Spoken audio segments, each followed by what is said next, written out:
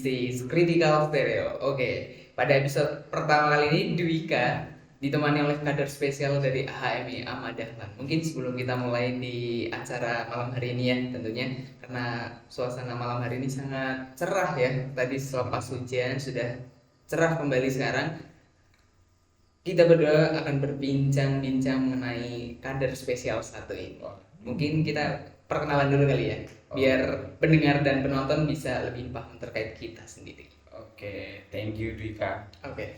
Assalamualaikum warahmatullahi wabarakatuh. Waalaikumsalam. Kawan-kawan sekalian, kader-kader HMI di seluruh Indonesia. Saya Muhammad Imran Maulana. Saat ini saya sedang aktif berorganisasi di salah satu organisasi mahasiswa farmasi. Karena kebetulan saya juga mahasiswa farmasi di Fakultas Farmasi Universitas Muhammadiyah Purwokerto. Saat ini saya sedang bergelut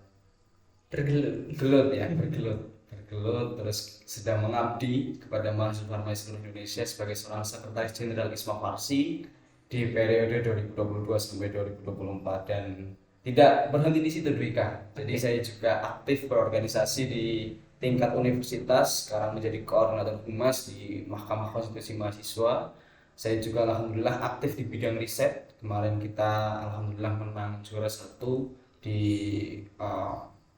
PTMA ya, Perguruan Tinggi Muhammadiyah Asia, riset mengenai Excel atau jangkauan telur, dan kemarin juga kita habis melakukan pengabdian masyarakat di Desa Sirau. Itu pun bertajuk juga berfokus pada pengabdian masyarakat yang dilakukan oleh mahasiswa melalui PKM itu sendiri. Oke, pendengar dan penonton nih sudah sangat jelas ya bahwasanya Mas Hildan ini, jangan Mas lah ya, Kanda gitu ya. Waduh. Kanda Hildan ini sangat-sangat aktif ya di internal kampus dan juga eksternal kampus. By the way, di kamu tahu dong tadi kan Mas lagi sorry.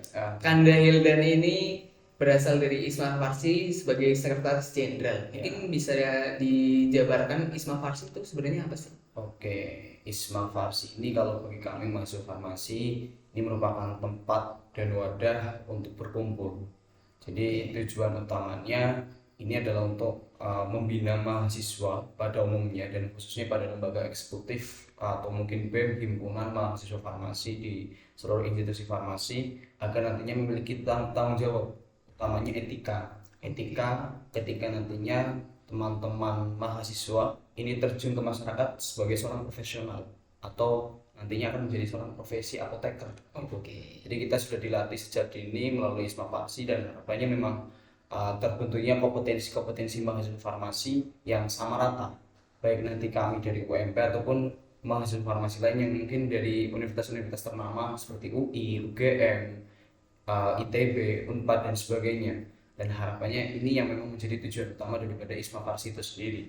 Jadi ISMA Farsi, mungkin tadi saya juga belum menjabarkan ISMA Farsi bahwa ISMA Farsi ini adalah Ikatan Senat Mahasiswa Farmasi seluruh Indonesia yang anggotanya ini BEM atau himpunan BEM atau himpunan mahasiswa farmasi dari seluruh institusi farmasi di Indonesia. Dan alhamdulillah ISMA Farsi saat ini sudah ada anggota sekitar 108 anggota atau 108 lembaga eksekutif mahasiswa dari seluruh Indonesia, dan itu pun setiap tahunnya kita masih terus bertambah teman-teman semua, karena kita tahu semakin bertambahnya zaman, organisasi mahasiswa farmasi khususnya ini semakin banyak gitu, semakin meningkat, dan ini menjadi bentuk bahwasannya kita sebagai ISMA Farsi juga harus menghimpun mereka untuk nantinya sama-sama meningkatkan kualitas kefarmasian yang ada di Indonesia gitu Dwika. Secara sederhananya ya. Boleh. Mungkin itu sudah sedikit penjabaran. Kalau sejarah ISMA Farsi sendiri tuh gimana sih, Kanda Hildan? Oke, kalau sejarah mungkin singkat saja ya. ISMA Farsi ini lahir tahun 1955. 22 Desember 1955 di Kaliurang, Yogyakarta. Ini kalau sama HMI mungkin hampir satu kota, sama-sama lahir di Yogyakarta. Betul. Kaliurang ya, walaupun mungkin kalau kita nggak di UII ya atau di STFI kalau nggak di Sekolah Tinggi Islam ya, kita memang terbentuk murni dari mahasiswa farmasi yang pada saat itu tertuanya di UGM. Jadi rata-rata memang mahasiswa yang ikut serta untuk pendirian daripada ISMA Farsi itu dari UGM rata-rata dan ITB khususnya. karena memang dulu ada perselisihan karena ada perbedaan antar fakultas, karena di UGM pada saat itu farmasinya di Fakultas Kedokteran, sedangkan di ITB farmasinya ada di Fakultas Teknik. Nah, ini kan menimbulkan pro kontra dari mahasiswa ini, kita keluar akan melayani masyarakat atau apa ini? Kalau di kedokteran itu oke lah masih nyambung, tapi kalau di ITB bagaimana? Kan dia maksudnya teknik. Iya, betul. Apakah nantinya akan merawat mesin? Oh tidak kan? Berarti kan itu harus ada persamaan persepsi daripada mahasiswa untuk nantinya paham bahwasannya tujuan akhir ketika kita lulus daripada farmasi atau nantinya berprofesi sebagai apoteker ya kita melayani masyarakat khususnya di bagian obat-obatan gitu loh. Jadi pada saat itu mahasiswa alhamdulillah sudah mulai berpikir di tahun 1955 dan sudah mulai berpikir juga untuk menyamaratakan kompetensi persepsi daripada mahasiswa terhadap farmasi itu sendiri. Dan ada dua tokoh yang mungkin bisa dikatakan yang sering kita sebutkan, itu ada Purnomo Singgih dari UGM dan ada Midain Sirait itu dari ITB. Jadi dua tokoh ini yang memang menjadi prakarsa utama daripada berdirinya ISMA Farsi. Dan dulu ISMA Farsi namanya adalah Mafarsi, Mahasiswa Farmasi Indonesia gitu. Jadi Mafarsi ini berdiri 1955, lalu diganti namanya pada tahun 1981 itu di Bukit Tinggi, Sumatera Barat, sehingga berganti namalah menjadi ISMA Farsi karena ada peraturan daripada Dikti pada saat itu yang mengubah uh, tata kelola kampus. Jadi kita berubah menjadi ikatan senat dan keanggotaan pun memang sudah tidak individual. Kalau dulu pada saat pertama berdiri memang individual masing-masing orang. Kalau untuk saat ini kita beranggotakan berkelompok. Jadi dari bisa dikatakan dulu adalah komisariat ISMA Farsi di masing-masing kampus. Namun sekarang beralih karena adanya inisiasi integrasi beralih menjadi BEM ataupun himpunan di masing-masing institusi farmasi di Indonesia. Yang sekarang yang sudah tergabung di ISMA Farsi ada 108 lembaga eksekutif gitu, Dwika. 108 cukup banyak ya sebenarnya. Seluruh Indonesia lah. Seluruh Indonesia. Mungkin Dika mau tanya dong, ketertarikan Kak dan sendiri terhadap ISMA Farsi itu awalnya gimana sih? Dan mungkin bisa sharing juga ke Kanda Yuda, penonton dan pendengar ya tentunya. Barangkali mereka juga pengen ikutan join di ISMA Farsi. Mantap. Kalau ketertarikan saya sendiri ya, selaku sekretaris jenderal ya, mungkin pada saat itu saya belum punya minat pada saat itu karena kan semester 1 kan ya, apalagi saya angkatan 20 masih online dan sebagainya. Namun memang ada sense tersendiri. Saya sebagai seorang mahasiswa farmasi juga harus memiliki andil untuk kemajuan daripada farmasi itu sendiri ya, karena saya juga akan nantinya berprofesi sebagai seorang apoteker ketika sudah lulus dari jenjang mahasiswa gitu kawan-kawan sekalian. Jadi ini menjadi modal utama saya untuk mengembangkan daripada profesi saya nantinya untuk masa depan saya juga dan juga untuk masa depan teman-teman mahasiswa farmasi, karena memang untuk ikut daripada ISMA Farsi ya syarat utamanya adalah dia sebagai seorang mahasiswa farmasi ganda. Jadi bisa dikatakan ISMA Farsi ini tidak terbuka untuk seluruh mahasiswa tapi hanya untuk mahasiswa farmasi di seluruh Indonesia gitu teman-teman semua. Jadi ketika Kanda Dinda ini adalah mahasiswa farmasi, ya saya rasa ini adalah peluang yang sangat terbuka lebar untuk teman-teman atau Kanda Dinda bergabung di ISMA Farsi, entah nantinya sebagai seorang pengurus ataupun sebagai seorang anggota. Kalau anggota ya Kanda Dinda diwajibkan untuk ikut lembaga eksekutif BEM ataupun himpunan. Itu termasuk bahwasannya Kanda Dinda adalah anggota daripada ISMA Farsi. Namun juga kita di ISMA Farsi membuka lebar ketika Kanda Dinda ini ingin menjadi seorang pengurus seperti saya misalnya sebagai seorang sekjen. Itu ada jenjang pengkaderannya juga. Jadi kalau di kita kan di HMI LK1, LK2, LK3 ya, kita pun sebenarnya sama LK1, LK2, LK3, cuma kita pakai penamaannya pakai nama luar lah. Ada LK1 kita Universitas Pharmaceutical Leadership Forum, terus ada FPLF regional tingkat wilayah. Kalau tadi kan LK1 tingkat LEM atau universitas, terus ada pengkaderan tingkat nasionalnya itu Indonesia Pharmaceutical Leadership Forum. Itu yang menjadi jenjang pengkaderan daripada ISMA Farsi di Indonesia khususnya, karena memang ketika teman-teman ini menjadi seorang pengurus ada syarat-syaratnya untuk mengikuti jenjang pengkaderan tersebut dan juga mengikuti beberapa event yang menjadi syarat bahwasanya teman-teman uh, cocok dan pantas sebagai seorang pengurus nantinya gitu. Jadi Menarik sih. kepengurusan di ISMA Faksi itu sebenarnya banyak, ada sekjen, ada badan pengawas, korwil, koordinator wilayah, dan juga ada staf ahli. Staf ahli ini yang membantu daripada sekjen ataupun korwil gitu.